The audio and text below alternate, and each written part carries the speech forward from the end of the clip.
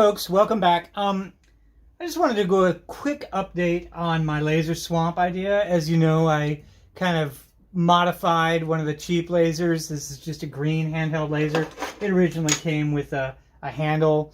I removed the handle and managed to hook it up, solder it up. If you want to see how I did that, there's a link over here, wherever, above me, to that video and how I did that. But basically, I wanted to show you a control device that I made. It's just out of an Altoids tin. I don't know if you can see the Altoids on there. I just spray paint it black. I use these things all the time.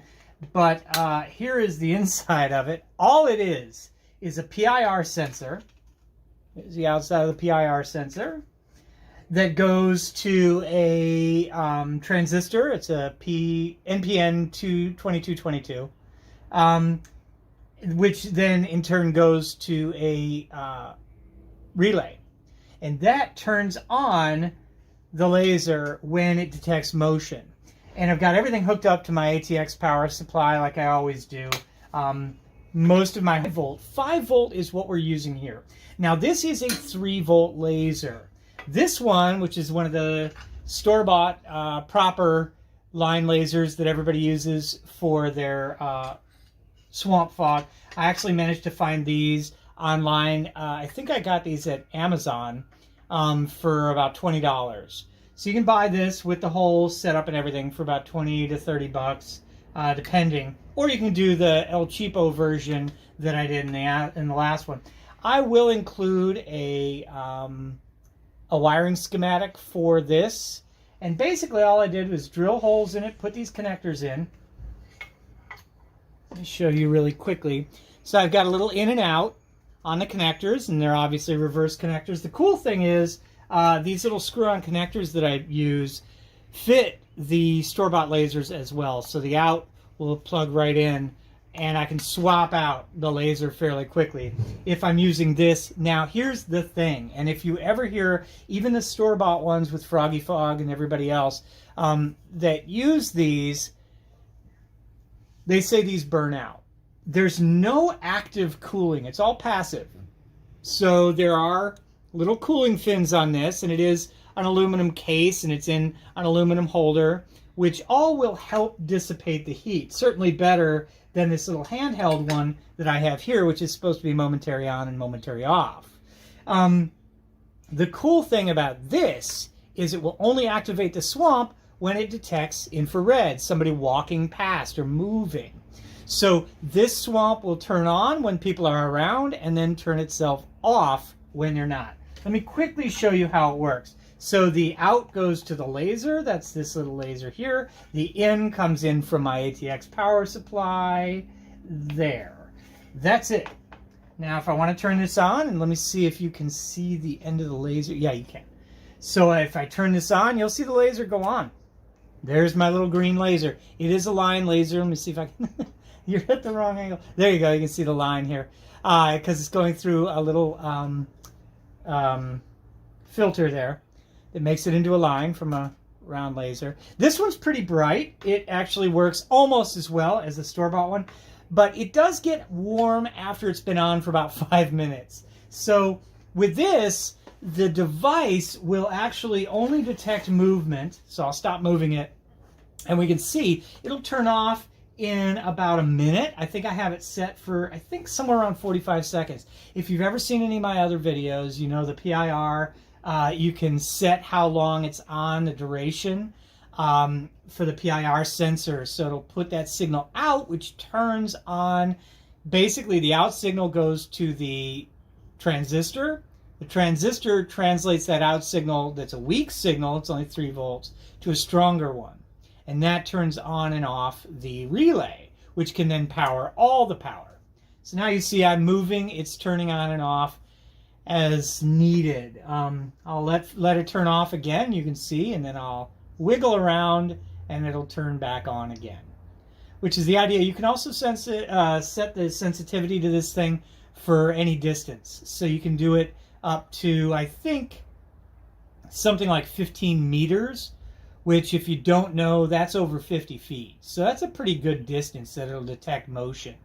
You can set it down for as little as 3 meters, too, which is 9 feet.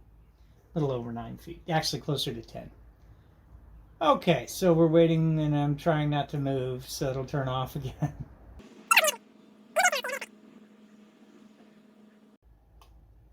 So there, it's turned off.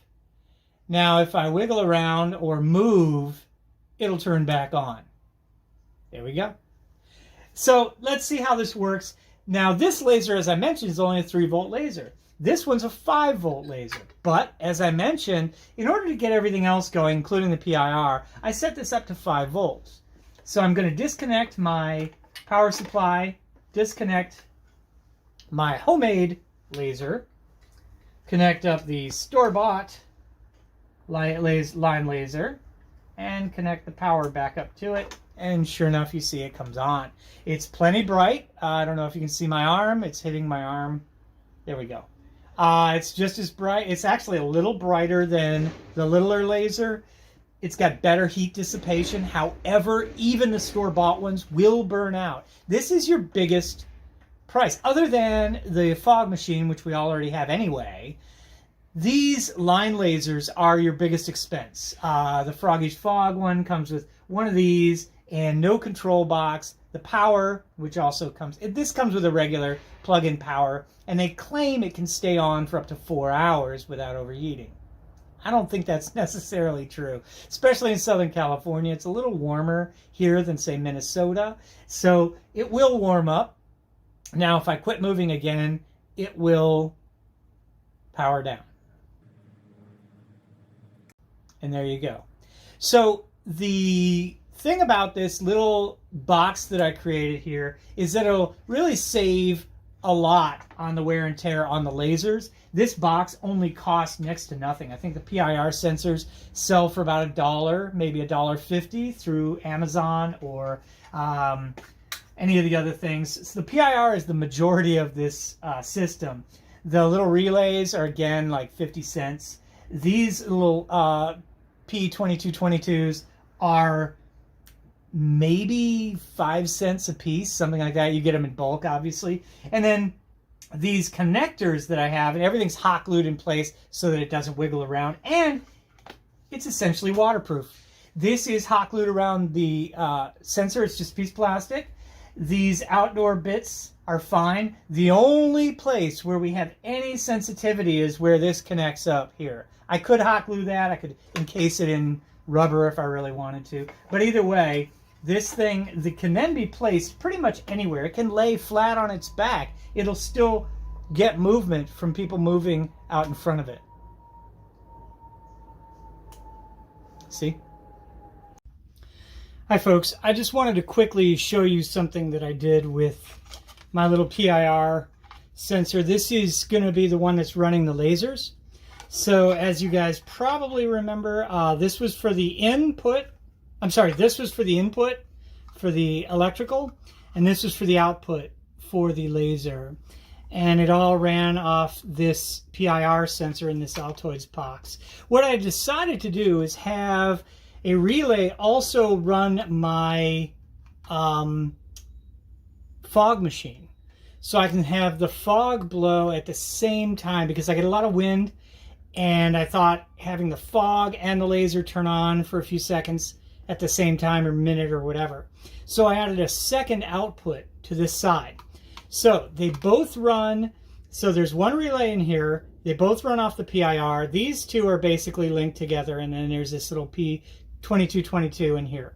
So essentially how it works is very simple. 5 volts comes in here, okay, and then that runs the PIR sensor. So 5 volts, positive, negative, go to the PIR sensor and to the positive of the relay. So then the negative of the relay goes from the PIR or the relay to the little 2222 output, and then the input goes to the 12 volt or the 5 volt input. So the collector goes to the 5 volt negative, the emitter goes to the negative of the relay, the base goes to the center post of the PIR, which is the signal. So the signal switches the PIR, which switches, the PIR sends a signal, which switches the P2222 on, which connects the negative to the relay to the 5-volt negative, and then it all turns on the relay, which then in turn turns on power to this and this. Those then go, one of these goes to the laser, the other one goes to a relay that I put into the fog machine. So this is just the fog machine handle. You can see there's now a power, or a relay, which is the power input. There's another 5-volt relay in here, which basically connects the green wire, which I snipped off so this has a regular switch. The switch has a black wire, a white wire, and a green wire going to it. I cut the green wire because the switch connects the white wire and the green wire. So if I snip the green wire after the switch, then when the switch is on, the white wire and the green wire, so I only had to cut one wire. So I cut the green wire, connected that to the common and to the normally open of this other 5-volt relay. Then I ran the relay, the power to the relay, to this little input, which means when this is outputting, it will click on the relay, which will turn it on. So I can either connect this directly right beside the PIR, or I can run an extension with 2 more ends on it. That would be it. So the nice thing about this is now that both the fog and the laser go at the same time, so that way the laser will have lots of fog to play on in spite of the wind. And so now all that there's left to do is sorts out. Okay, thanks. I hope you like this. Please subscribe. I desperately need subscribers, and tell me if you like it. Thank you guys very much.